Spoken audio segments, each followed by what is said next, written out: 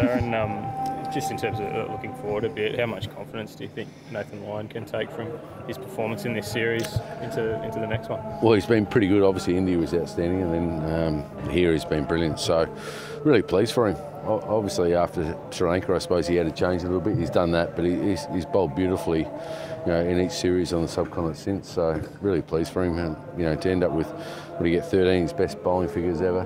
He's pretty happy up there. What kind of leader is he for the team? He's really grown. Obviously we changed the setup of the side, 12 months ago, and we've had a lot of young guys come in the group. So he's had to take a next step as a leader. So really pleased the way he's gone about that. And also, Hazelwood and Stark, the young guys in terms of their presence, if you like, but, they've all been really good.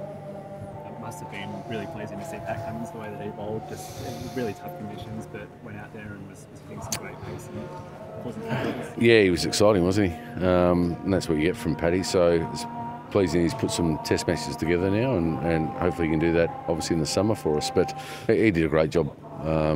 So for him holding up, Stephen used him really well, short spells as such.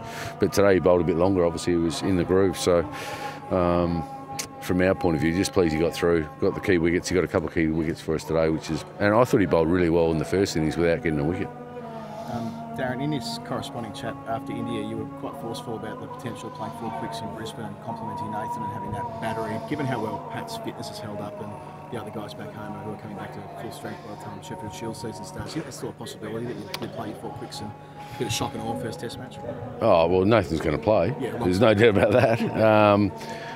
Look, at the end of the day, we just have to see how it all pans out with injuries, bowling stocks, how they come back, and what the wicket's like. So that's a long way away. We've still got obviously a really important one-day series at the moment. So for us, we'll just look at the conditions in Brisbane when we get there, in 2 months' time, whatever it is, and work out what we do. Darren, is the wicket-keeping spot going to come down to the 3 Shield rounds that are on before the start of the Ashes? Like, is there a chance for a couple of other guys to put their name for? Look, I thought Matthew Wade did a great job behind the sticks this game. So really pleased for him after the criticism he's copped from everyone, really, and that's understandable when you don't play how you would like.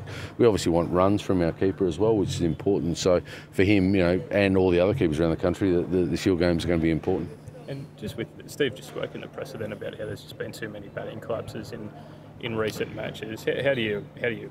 Well, no, that's probably not a quick fix, but how do you go about rectifying that? Well, you hope it doesn't happen too often, and it's happening too often for a young group. I suppose first part of the batting collapses was an older group, if you like, and then we changed it around. We're still having them, so we've got to look into why we're doing it. It's seriously not their preparation, how they go about it. It's when they cross the rope. It's more the mental side of the game, so we've got to get better at that as a younger group, I suppose. And they're working hard. No one means to have a collapse, but yesterday we were 2 for 250 and then ended up all out 377.